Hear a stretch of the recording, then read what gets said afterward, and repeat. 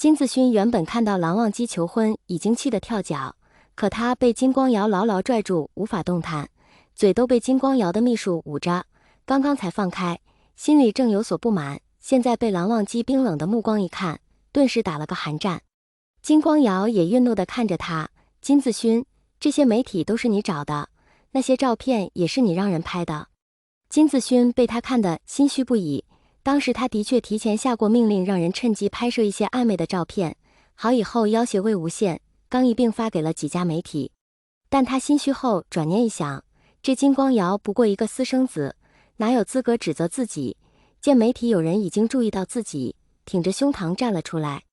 魏无羡，今晚明明是你下药想要勾引我，原来你还和蓝二少有这么一段，真是小看你了，你是想两家通吃？媒体见金子勋说出这么一番话，立刻对比了一下照片，发现照片虽然背景昏暗，但另一人的身形的确像是这个人。有人认出了金子勋的身份，知道他是兰陵集团的少爷，立时炸开了锅。魏无羡从蓝忘机怀里抬起头，轻蔑地上下打量了一下金子勋，指着他的鼻子道：金子勋，你真不要脸呢！你也不回去撒泡尿照照自己，你跟蓝湛有一丝一毫的可比性吗？我是被人打傻了，还是眼睛瞎了给你下药？别忘了之前你抄袭我的作品被赶出去，咱俩之间不共戴天。你以为过去1年了互联网就没有记忆吗？我告诉你，就算我魏无羡随便画一张简笔设计，也能一骑绝尘，把你金子勋死死踩在脚下，让你望尘莫及。这话说得极其狂妄，但又只是只针对金子勋一人。众记者又跟过当初抄袭门的新闻者，立刻就认出了金子勋。他们看着脸已经被气到扭曲的人，又看了眼清俊优雅的蓝忘机，想到金子勋刚刚那番话，都默默闭上了嘴。平心而论，就连他们也知道两者之间该选谁，又不是傻子，怎会舍了珍珠而取榆木呢？魏无羡这么帅气优秀的 Omega， 要什么样的 Alpha 没有？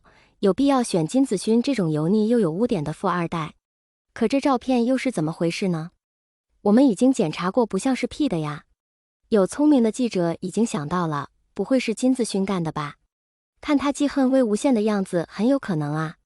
金子勋快被气疯了，脸色一阵红一阵白，攥着的拳头被捏得咯咯作响。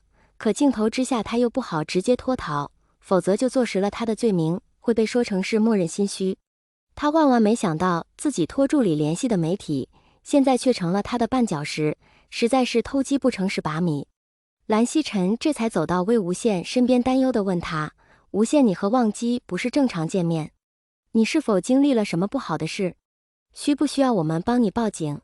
蓝曦臣之前通过聂怀桑知道一些魏无羡突然失踪的事，他还以为是自家弟弟接走了人以解相思，没想到中间还发生过这么凶险的事。蓝曦臣有些自责，之前怎么没有问清楚，害魏无羡受了委屈。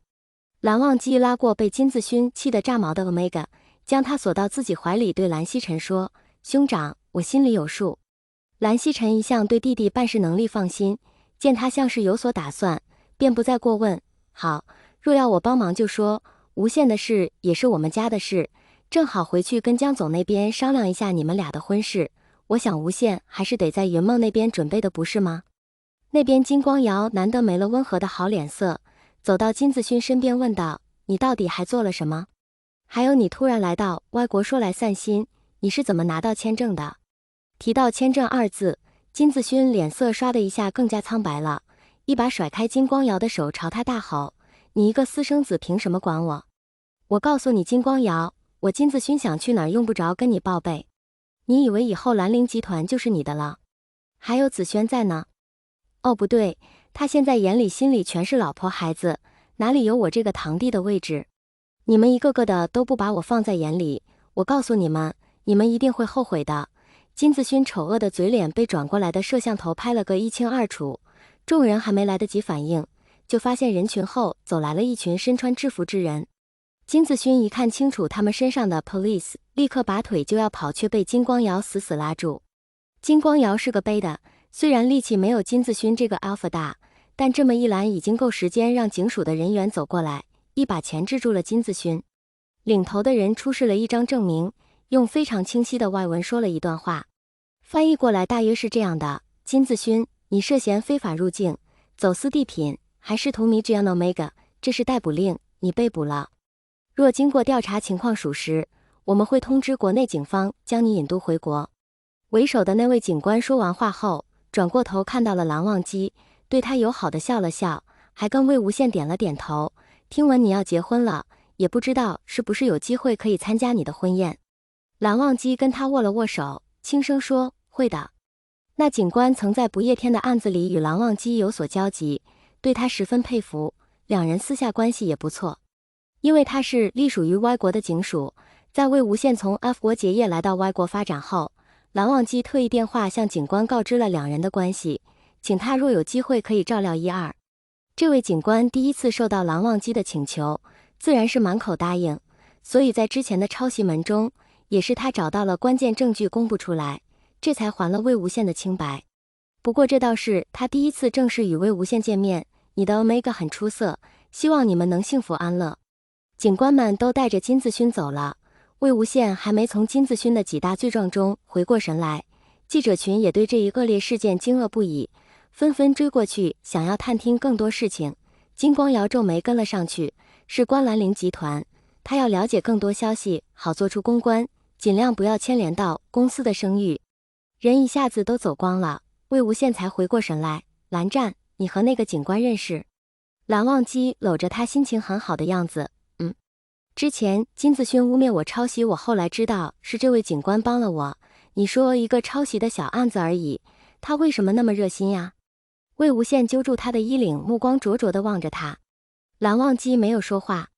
魏无羡上前一步，把他推得靠在墙上，一字一句地对他说：“我的小蓝湛，告诉羡哥哥，你到底是什么时候恢复记忆的？”遇事从来都波澜不惊的蓝忘机，看着近在咫尺噙着笑的心上人，突然感到心中有愧。他明知道魏无羡心里想着他，明知道当初他醒来后忘了魏无羡令他非常伤心，更知道这2年他一直都在问蓝曦臣自己的应激反应是不是有所好转。但蓝忘机工作特殊，很多时候都在监听状况下无法联系家人，难得抽出来的时间还要关心魏无羡的状况，操心他会不会遇到麻烦，又不能联系魏无羡本人，所以跟蓝曦臣的联系也非常少。蓝曦臣那里没有得到蓝忘机的允许，就一直瞒了下去。这次他终于解决了不夜天的后患，击毙了温煦，交了报告后便买了机票飞到 Y 国来见魏无羡。只在飞机上睡了一会儿，还没想好怎么和魏无羡说，就发现魏无羡突然出现在自己的屋子里，后面的事情更是一发不可收拾。怎么不说话了？魏无羡抬手勾着蓝忘机的下巴，朝他吹了口气，心虚了。蓝忘机轻轻叹了口气，伸手想抱他都被他躲开。魏无羡左手握住蓝忘机的手腕，整个身体都贴了上来，香甜的信息素丝丝绕绕地缠了上去，虽不浓郁却勾人得很。